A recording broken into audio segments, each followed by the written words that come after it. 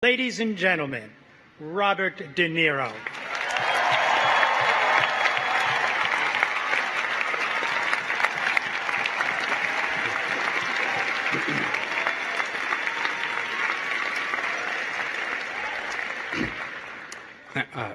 Just going to blow my nose.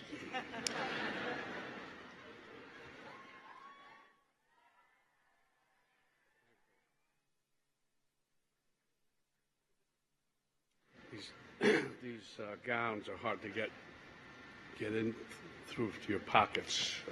Such practical things.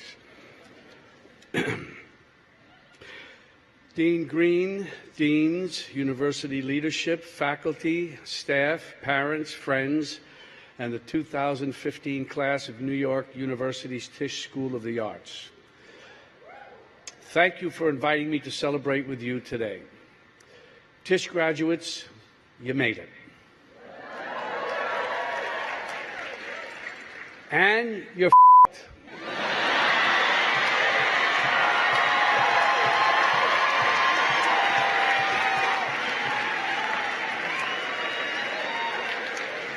Think about that. The graduates from the College of Nursing, they all have jobs. The graduates from the College of Dentistry, fully employed. The Leonard N. Stern School of Business graduates, they're covered. The School of Medicine graduates, each one will get a job. The proud graduates of the NY School of Law, they're covered. And if they're not, who cares? They're lawyers. The English majors are not a factor. They'll be home writing their novels. Teachers, they'll all be working. Shitty jobs, lousy pay, yeah, but still working. The graduates in accounting, they all have jobs. Where does that leave you? Envious of those accountants? I doubt it. They had a choice. Maybe they were passionate about accounting, but I think it's more likely that they used reason and logic and common sense to reach for a career that could give them the expectation of success and stability. Reason, logic, common sense at the Tisch School of Arts? Are you kidding me? But you didn't have that choice, did you? You discovered a talent, developed an ambition, and recognized your passion. When you feel that, you can't fight it. You just go with it. When it comes to the arts, passion should always trump common sense. You aren't just following dreams, you're reaching for your destiny. You're a dancer, a singer, a choreographer, a musician, a filmmaker, a writer, a photographer, a director, a producer, an actor, an artist. Yeah, you're fucked. The good news is that that's not a bad place to start. Now that you've made your choice, or rather succumbed to it, your path is clear. Not easy, but clear. You have to keep working. It's that simple. You got through Tisch, that's a big deal. Or to put it another way, you got through Tisch, big deal.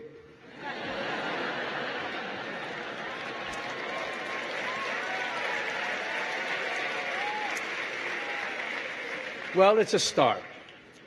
On this day of triumphantly graduating, a new door is opening for you. A door to a lifetime of rejection. It's inevitable. It's what graduates call the real world. You'll experience it auditioning for a part or a place in a company. It'll happen to you when you're looking for backers for a project. You'll feel it when doors close on you while you're trying to get attention for something you've written and when you're looking for a directing or a choreography job. How do you cope with it? I hear that Valium and Vicodin work. Well, I don't know. You can't be too relaxed and do what we do. And you don't want to block the pain too much. Without the pain, what will we talk about? Though I would make an exception for having a couple of drinks if, hypothetically, you had to speak to 1,000 graduates and their families at a commencement ceremony. Excuse me.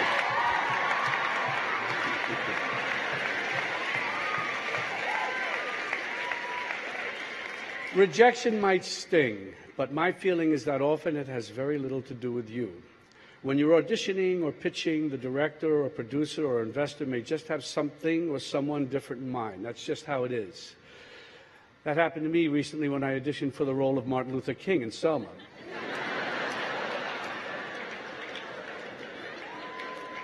Which was too bad because I could have played the hell out of that part. I felt it was written for me. But the director had something different in mind. And you know, she was right. It seems the director is always right. Don't get me wrong, David Oyelowo was great. I don't think that I would have cast a Brit, but... I've got two more stories. These really happened. I read for Bang the Drum Slowly 7 times. The first 2 of the 3 times I read for the role of Henry Wiggins, the part eventually played by Michael Moriarty. I read for the director, I read for the producer, then they had me back to read for another part, the role of Bruce Pearson. I read for the director, I read for the producer, I read for the producer and his wife, I read for all of them together. It was almost like as long as I kept auditioning, they would have time to find someone they liked more. I don't know exactly what they were looking for, but I'm glad I was there when they didn't find it. Another time, I was auditioning for a play. They kept having me back. I was pretty sure I had the part, and then they went with a name. I hated losing the job, but I understood. I could just as have easily lost the job to another no-name actor, and I also would have understood. It's just not personal. It can really be nothing more than the director having a different type in mind. You'll get a lot of direction in your careers, some of it from directors, some from studio heads, some from money people, some from writers, though usually they'll try to keep the writer out of at a distance. And some from your fellow artists. I love writers, by the way. I keep them on the set all the time. Listen to all of it and listen to yourself. I'm mostly going to talk about these ideas in movie actor terms, but I think this applies to all of you. You'll find comparable situations in all the disciplines.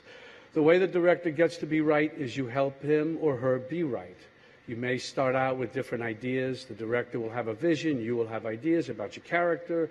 When you're a young actor starting out, your opinions may not be trusted as much as they will later on in your career. You've been hired because the director saw something in your audition, your reading, in you that fit their concept. You may be given the opportunity to try it your way, but the final decision will be the director's. Later in your career, when there's a body of work to refer to, there may be more trust from the director, but it's pretty much the same thing. You may have more opportunities to try it your way and may think the director has agreed to your take, your take is the best, but if it's a movie, you'll be nowhere near the editing room where the director makes the final decision. It's best when you can work it out together. As an actor, you always want to be true to your character and be true to yourself. But the bottom line is, you got the part. And that's very important. As a director or producer, you also have to be true to yourself and to the work. A film, a dance, a play, they're not tents where artists get to play and express their individuality. They're works of art that depend on the contributions and collaboration of a group of artists. And it's a big group. It includes production and costume designers, directors of photography, makeup and hair, stage managers, assistant directors, choreographers, etc., many more to name that I won't now. Everyone plays an important part, an essential part. A director or producer, choreographer, or company artistic director, these are powerful positions. But the power doesn't come from the title. The power comes from trust, respect, vision, work, and again, collaboration. You'll probably be harder on yourself than any director. I'm not going to tell you to go easy on yourselves. I assume you didn't pick this life because you thought it would be easy. You may have to answer to a director for a job, but you also have to answer to yourself. This could create conflicts for you. You want to play the role your way, and the director has a different idea. Discuss it with the director. Maybe there's a compromise. There always should be the space to try it both ways. But don't make a production. But don't make Don't make a production out of it. I guess this is some typo here because it's not a democracy. On the set or on the stage, someone has to make the final decision. Someone has to pull it all together. That's the director. So don't be obdurate. No one's going to see you do it in the quote unquote right way if you're not on the stage or in the movie. I can answer the question that's on all of your minds right now. Yes, it's too late to change your major to directing. While preparing for my role today, I asked a few Tisch students for suggestions for this speech. The first thing they said is keep it short. And they said it's okay to give a little advice, it's kind of expected and no one will mind. And then they said to keep it short. It's difficult for me to come up with advice for you who have already set upon your life's work, but I can tell you some of the things I tell my own children. First, whatever you do, don't go to Tisch School of the Arts. Get an accounting degree instead. Then I contradict myself. And as corny as it sounds, I tell them don't be afraid to fail. I urge them to take chances, to keep an open mind, to welcome new experiences and new ideas. I tell them that if you don't go, you'll never know. You have to have have to be bold and go out there and take your chances. I tell them that if they go into the arts, I hope they find a nurturing and challenging community of like-minded individuals, a place like Tisch. If they find themselves with a talent and a burning desire to be in the performing arts, I tell them when you collaborate, you try to make everything better, but you're not responsible for the entire project, only your part in it. You'll find yourself in movies or dance pieces or plays or concerts that turn out in the eyes of critics and audiences to be bad, but that's not on you because you will put everything into everything you do. You won't judge the characters you play, and you shouldn't be distracted by judgments on the works you are in. Whether you're working for Ed Wood or Federico Fellini or Martin Scorsese, your commitment and your process will be the same. By the way, there will be times when your best isn't good enough. There can be many reasons for this, but as long as you give your best, you'll be okay. Did you get straight A's in school? If so, good for you, congratulations. But in the real world, you'll never get straight A's again. There are ups and there are downs. And what I want to say to you today is that it's okay. Instead of rocking caps and gowns today, I can see all of you graduating in custom TSOA t-shirts. On the back is printed, rejection, it isn't personal. And on the front, your motto, your mantra, your battle cry, next. You didn't get that part? That's my point. Next. You'll get the next one or the next one after that. You didn't get that waiter's job at the White Oak Tavern?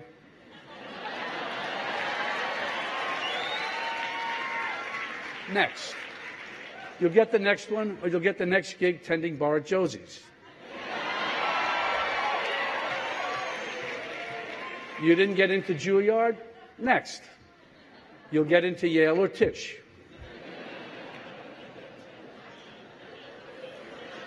You guys like that joke, so it's okay.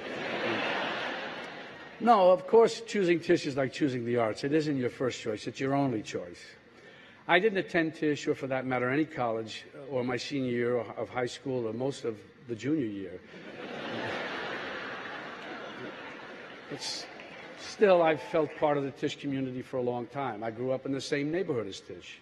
I've worked for and with a lot of people who attended Tisch, including Marty Scorsese, class of '64. As you learn your craft together, you come to trust each other and depend on each other. This encourages taking creative risks because you all have the sense that you're in it together. It's no surprise that we often work with the same people over and over. I did 8 pictures with Marty and plan to do more. He did about 25 with his editor, Thelma Schoonmaker, who he met at Tisch when she worked on a student film in the summer of '63.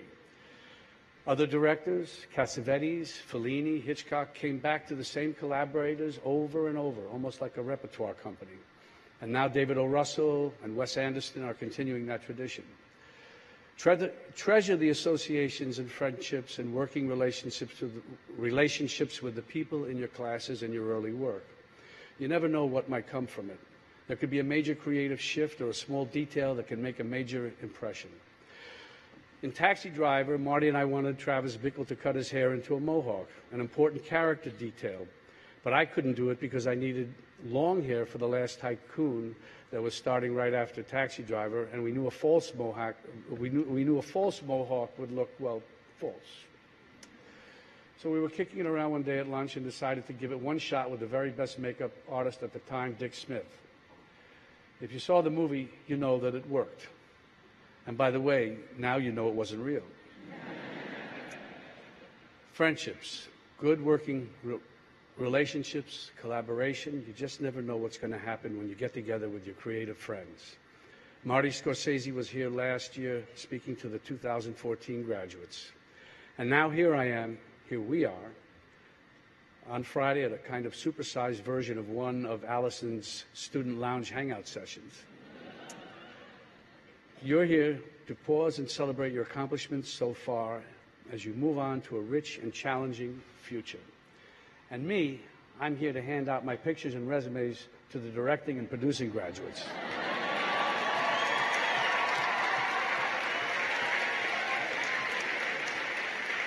I'm excited and honored to be in a room full of young creators who make me hopeful about the future of the performing and media arts. I know you're going to make it, all of you.